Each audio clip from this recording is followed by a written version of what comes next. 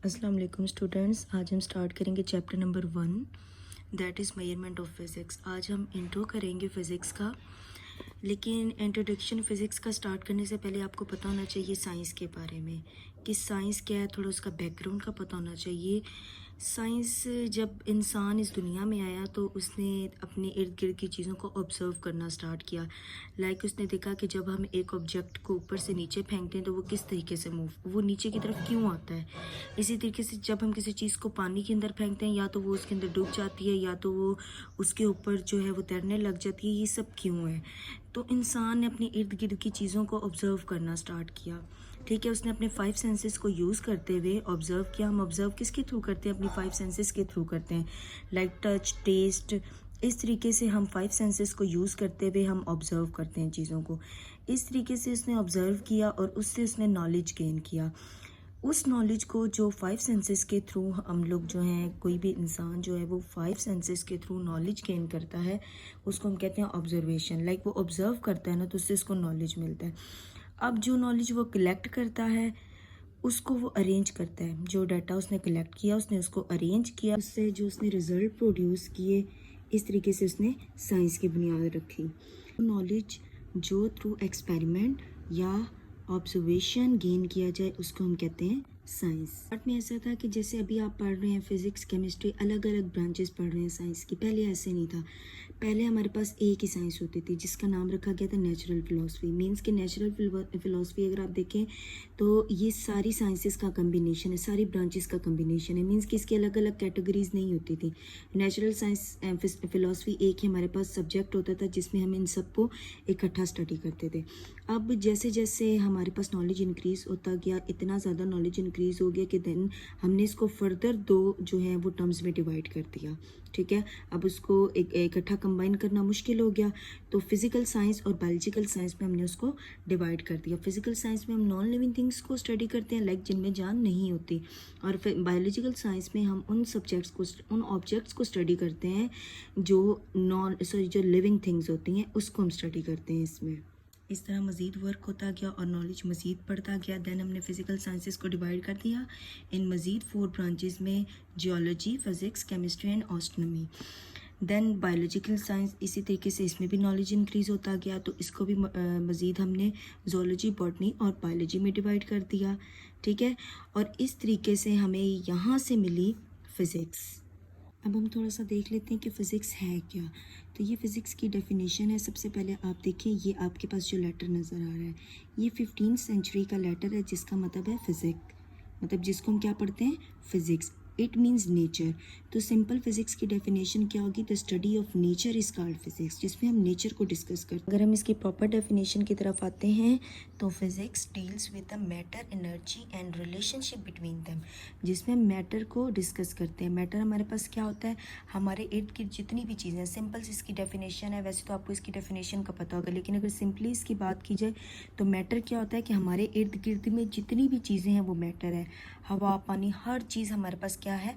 Matter है। वो किसी भी फॉर्म में हो सकता है, सॉलिड फॉर्म में, लिक्विड, किसी भी चीज़ में वो हमारे पास क्या होता है? मैटर होता है। ठीक है, तो इसमें हम फिज़िक्स में क्या स्टडी करते हैं? मैटर स्टडी करते हैं, उसकी प्रॉपर्टीज़ को स्टडी करते हैं, उसके स्ट्रक्चर को स्टडी करते हैं, एनर्जी की टाइप्स को स्टडी करते हैं। ठीक है, और इसमें हम और क्या करते हैं? इन दोनों का, मैटर का एनर्जी के साथ क्या रिलेशनशिप है, इसको स्टडी करते हैं। तो ये हमारे पास क्या होती है? फिज़िक्स। स्टूडेंट्स, ये था थोड़ा सा फिज़िक्स का इंट्रोडक्शन।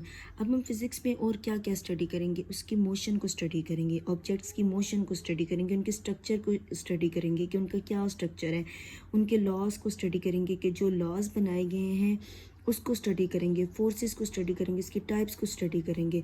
तो हम फिज़िक्स में इन सब चीज़ों को स्टडी करते हैं। अब 19th सेंचुरी के एंड पे मींस के जब मज़ीद ऑब्जर्वेशंस होती रही, लॉज बनते रहे, सब कुछ होता रहा, मींस के भी इसके बारे में मज़ीद नॉलेज इकट्ठा हो रहा था। देन इसको इन फर्दर पार्ट्स में डिवाइड कर दिया गया, इन फर्दर ब्रांचेस में। इम्पोर्टेंट शॉर्ट क्वेश्चन है जो अक्सर आ जाता है कि व्हाट आर द फॉर्टियंस ऑफ फंडामेंटल साइंस। तो इसकी शॉर्ट फॉर्म्स मैंने यहाँ पे लिखी हुई हैं। देर आर 3 टर्म्स, 3 कैटेगरीज में इसको डिवाइड किया गया है। ये कौन सी हैं? World of extremely large objects, world of medium size object, world of extremely small size object. ठीक है, तो यहाँ पे हम देखते हैं कि world of extremely large objects में हमारे पास क्या आता है, हमारे पास यहाँ पे हम यूनिवर्स को स्टडी करते हैं, स्टार का जो साइज़ होता है उसके बारे में। वर्ल्ड ऑफ मीडियम साइज़, इसमें हम अर्थ को और अर्थ के ऊपर पड़े हुए ऑब्जेक्ट्स को स्टडी करते हैं। और world of extremely small objects, इसमें हम बहुत छोटे ऑब्जेक्ट्स होते हैं लाइक इलेक्ट्रॉन, प्रोटॉन, न्यूट्रॉन, इसको स्टडी करते हैं। मीन्स कि जो बहुत ज़्यादा छोटे ऑब्जेक्ट्स होते हैं। तो ये थे 14 ऑफ फंडामेंटल साइंस। ये अक्सर आपके पास शॉर्ट क्वेश्चन आता है। हम स्टडी करते हैं कि फ़िज़िक्स का रियल लाइफ में क्या जो है रूल है। तो फिज़िक्स, आप अपने इर्द गिर्द किसी भी चीज़ को देखें तो आपको उसमें फ़िज़िक्स के रूल्स ही यूज़ करते हुए दिखाई देंगे। कोई भी चीज़ ऐसी नहीं है जिसमें फ़िज़िक्स ना यूज़ की हो। लाइक अगर आप मोबाइल देख रहे हैं, यहाँ पे मोबाइल पे वीडियो वॉच कर रहे हैं, तो इसके अंदर जो चिप यूज़ हुई हुई है वो फ़िज़िक्स के रूल को यूज़ करते हुए। इसी तरीके से अगर आप घर से बाहर जाते हैं, आप साइकिल, बाइक, कार, किसी भी चीज़ पे जाते हैं, तो वो भी फ़िज़िक्स के रूल्स को यूज़ करते हुए उस पर वर्क करती है। इसी तरीके से हर चीज़ जो भी आप जो हैं यूज़ कर रहे हैं आपकी रियल लाइफ में, कोई भी चीज़ ऐसी नहीं है जिसमें फ़िज़िक्स को ना यूज़ किया गया हो। लाइक म्यूज़िक्स ले लें, जब आप म्यूज़िक बना रहे होते हैं तो उसमें आप एम्पलीट्यूड और फ्रीक्वेंसी को जो है आपने मैनेज करना होता है, तो वो कहाँ से आती है, वो फ़िज़िक्स के थ्रू आती है। ठीक है। इसके अलावा मेडिकल फ़िज़िक्स में अगर आप देखें तो उसमें जब आप एक आर्म की मूवमेंट करते हैं कि एक आर्म किस तरह मूव करती है, तो वो उसकी मूवमेंट भी आप फ़िज़िक्स के थ्रू बता रहे होते हैं। तो मीन्स कि हर चीज़ में जो है वो फ़िज़िक्स जो है उसके लॉस को यूज़ किया जाता है। तो इस तरीके से जियो फिज़िक्स, अर्थ के बारे में स्टडी करते हैं, astrophysics, physics of music, physical chemistry, biophysics, इन सब में जो है वो हम इसको स्टडी करते हैं। ये था हमारा आज का लेक्चर। अगर आपको इसमें कोई कन्फ्यूजन हो तो आप कमेंट सेक्शन में पूछ सकते हैं। और अभी तक अगर आपने मेरे चैनल को सब्सक्राइब नहीं किया तो काइंडली चैनल को सब्सक्राइब कर दें।